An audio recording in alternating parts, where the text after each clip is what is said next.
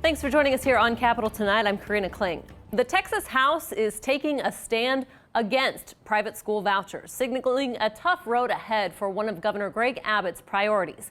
Here is a live look of the House floor right now, where lawmakers are hammering out the details of a more than $300 billion two-year budget plan. The budget is the only bill lawmakers must pass each session. The proposal includes $17 billion for property tax cuts and more money for mental health services, to name a few. But education funding is taking center stage. During this debate, House members approved a budget amendment opposing school vouchers. The vote comes the same day the Texas Senate took up its bill that would create a voucher-like program. They are still debating it now, but it is likely to pass in that chamber. Let's bring in our Charlotte Scott now. She's been covering the budget debate over in the House and joins us now from the Capitol. Charlotte, what happened with this anti-voucher amendment there in the House? Well, even if vouchers have grown in popularity over the past 2 years, the House chamber sent a strong message that it's going to face challenges. But there was a fight, and House leadership did try to push the vote to a later day. Support education freedom. Pressuring us to oppose school choice.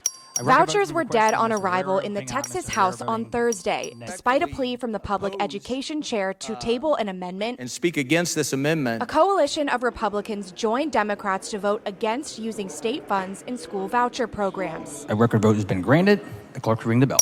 The amendment's author, Democrat Representative Abel Herrero, said this was a vote for public school teachers and students. These are public funds for public schools. That's something Austin area Representative James Tallarico agrees with. You know, I'm glad to see there is a bipartisan coalition against private school vouchers. I think we all recognize, whether you're a Democrat or a Republican, that these vouchers are a scam. But not all House members were as excited. Lubbock area Representative Carl Tepper said he supports school choice in Texas. Well, it's disappointing.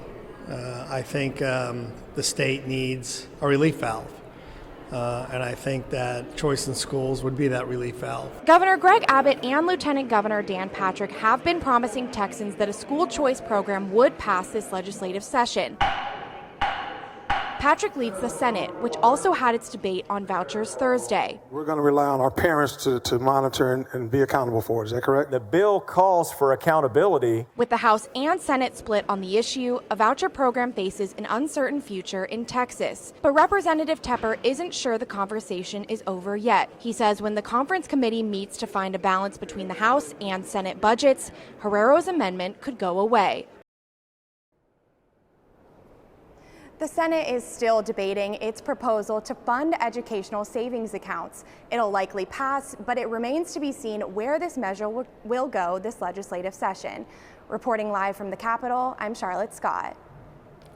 Thanks for watching our YouTube channel. For more refreshing stories about your community, click the subscribe button over here. You can also download our Spectrum News app and tune in to Channel 55 on Dish and DirecTV to get live news coverage, weather updates every 10 minutes, and more. We'll see you then.